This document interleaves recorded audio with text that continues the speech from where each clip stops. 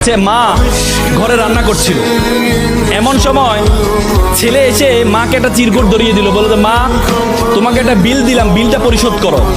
মা বললো যাও তো, আমি কাজ করছি। বলছে না মা, তোমাকে একটা বিল দিলাম, বিলটা পরিশোধ করো।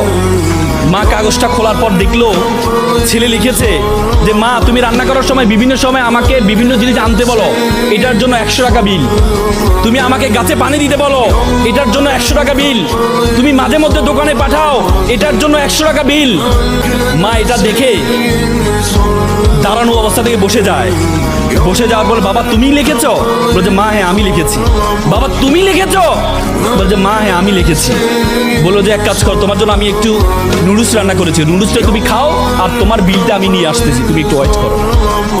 মা একটা কলম নিয়ে সে কাগজের বিপরীত পাঠে লিখলো, বাবা 9 মাস তোমাকে পেটে ধারণ করেছিলাম, জীবনে এত কষ্ট টানা 9টা মাস তোমাকে আমি বহন করেছি।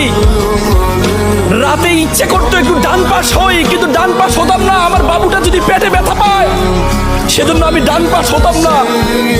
ইচ্ছা করতো একটু বাম পাশ হই, কিন্তু যে বাবুকে আমি দেখি নাই তার প্রতি আমার এত মহব্বত, আমি বাম পাশ হতাম না যে আমার সন্তানটা যদি ব্যথা পায়।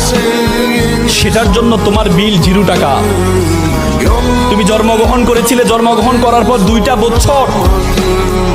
বছর যে পরিমাণ ঘুম ভেঙেছে আমার, যে পরিমাণ প্রায় 6 মাস টানা 6 মাস পরিমাণ ঘুম আমি ঘুমাই নাই আমার সন্তানের জন্য, সেটার জন্য বিল 0 টাকা।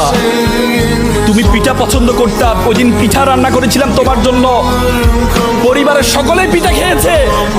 সর্বশেষ একটি পোড়া পিঠা ছিল, সারাদিন কিছু খাইনি, চিন্তা করেছিলাম পিঠাটা খাবো। তুমি বাইরে থেকে দৌড়িয়ে এসে বললাম মা এটা কি অন্য পিঠা, এই পিঠাটা আমি খাবো।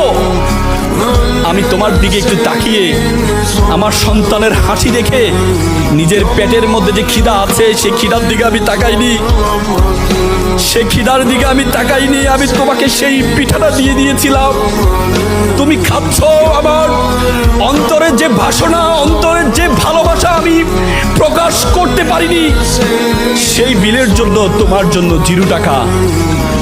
সন্তানকে যখন দেয়া হলো, সন্তান এটা দেখে মাকে জড়িয়ে ধরে কান্না করে বললো মা তোমার কাছ থেকে কোনো বিল আমি চাই না। চুমু খেয়ে ছেলে কান্না করে দিয়েছিল।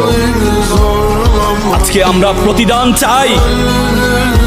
চাই, কিন্তু মা বাবার প্রতিদান তুমি কখনো দিতে পারবা না।